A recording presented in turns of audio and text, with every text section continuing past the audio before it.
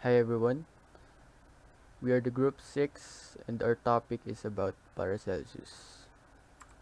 Who is Paracelsus? His real name is Philippus Aureolus Theophrastus Bombastus von Hohenheim.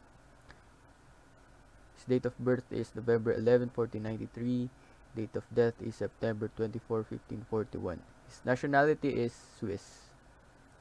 He is a physician, alchemist, lay theologian, and philosopher. He is the man who pioneered the use of minerals and other chemicals in medicine. Mercury, lead, arsenic, and antimony poisons, to most, were cures in his view. He is said he is saying that in all things there is a poison, and there is nothing without a poison. It depends only upon the dose whether a poison is a poison or not. Paracelsus had a critical impact in the introduction of medical revolution in the Renaissance. Tragically, acknowledgement would just come after his death. However, his impact on medication was very significant. Paracelsus considered himself an alchemist.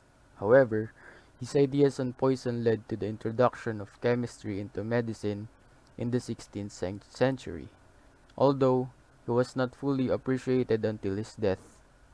Medicine would be a different field without his contributions. Paracelsus was a Faustian character with a fabulous thirst of knowledge. He was considered arrogant and surely lacked tact.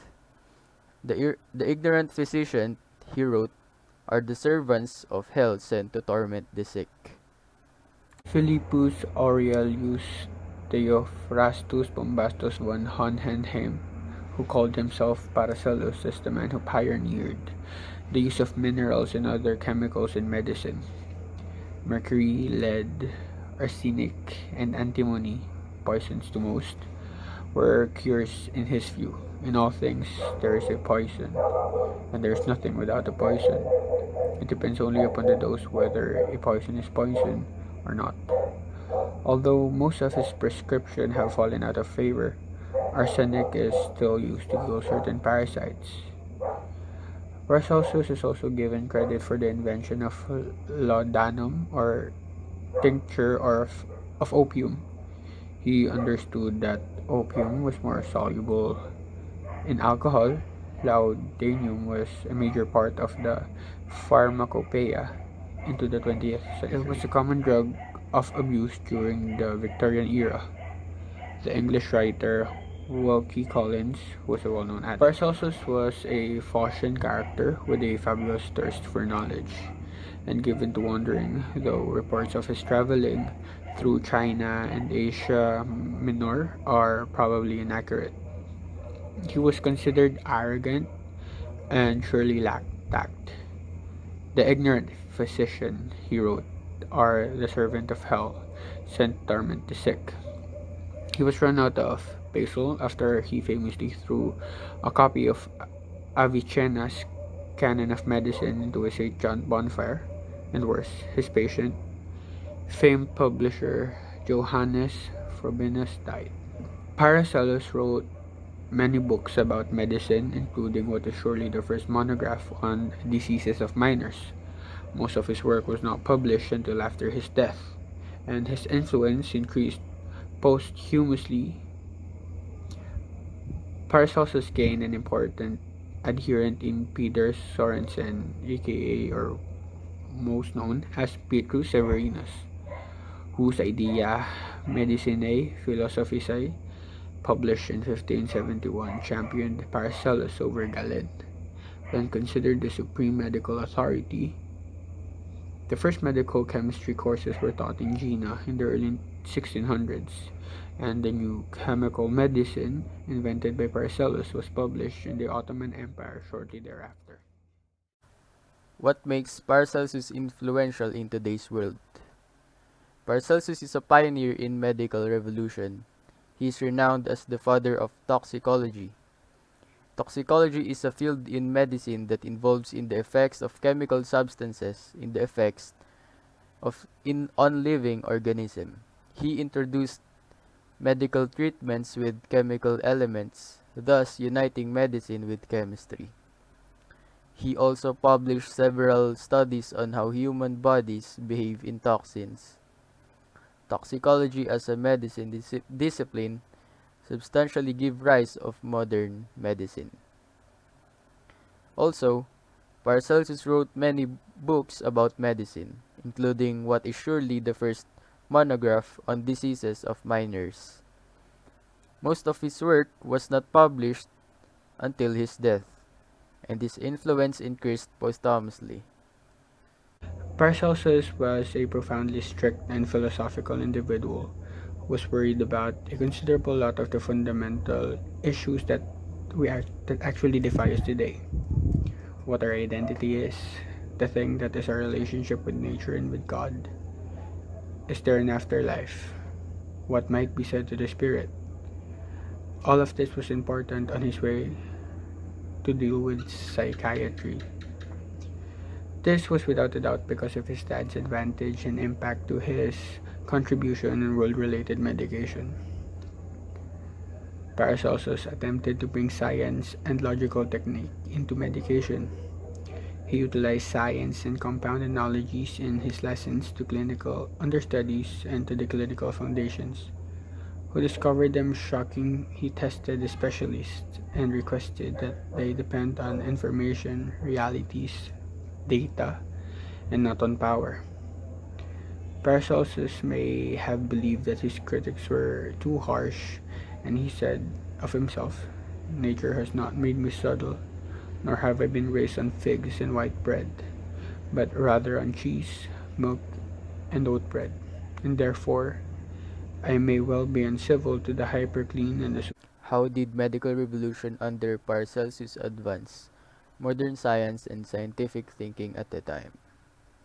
From Paracelsus' discovery in toxicology, physicians at the time started looking medicine with the chemistry approach, implying that biological science and chemistry work hand in hand. Dosages become a key component in medicine. Some of Paracelsus' statements are: a poison in the body would be cured by similar poison, but the dosage is important. All things are poisonous, and that the degree of toxicity is only caused by the dose. Just like he said, in all things there is a poison, and there is nothing without a poison.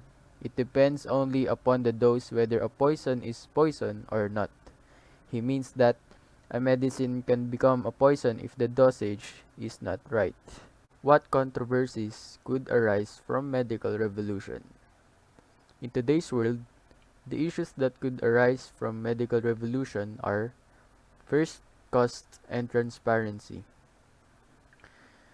Major influencers of increased spending include prices on brand medication, a lack of major patent expirations, and increased prices of specific generic medication, and the expense of specialty medications. Second, patients' rights and safety. Just like in today's medical issue, the COVID-19, we still cannot guarantee the safety of the vaccines, and it may be harmful for some patients. Third is equity of resources. Health equity means that people have opportunities based on their needs. An example could be the same health center charging people based on their ability to pay. A person cannot afford care may receive it for free while another person may pay for the same care. Fourth is malpractice and negligence. Medical negligence is a mistake that resulted in causing a patient unintended harm. Medical malpractice, on the other hand, is when a medical professional knowingly didn't follow through the proper standard of care. Lastly, AI and big data. By combining life sciences and big data, the AI can combine dangerous illnesses such as cancer and cardiovascular disease creating machine learning algorithms and devices to predict the risk of cardiovascular diseases before it takes place. Now, there are still issues that has risen because of medical revolutionaries, such as that lower classes individuals tend to be declined access for their health and medical care due to the cost of it. The safety of the patient is also one of the issues we tackle today, given that some medical workers seem to take care less of other patients than the other patients that would cause harm to the former. And especially today with the pandemic, swab tests are almost a privilege given its price. The equity for distributing these swab tests are unreasonable. People pay for swab tests just for vacation, while others cannot afford swab tests when they get the symptoms. And also the malpractices. Some doctors have gone through malpractices that lead to the death of patients, such as mistakenly giving the wrong medicine, doing the wrong surgery, and much more. Artificial intelligence in medicine also is an issue as it gets all your medical and personal information to the cloud that could be released by other people, and also the patient doctor privilege and meeting has gone very low, and it is now happening online, and that could lead to wrong diagnosis and such.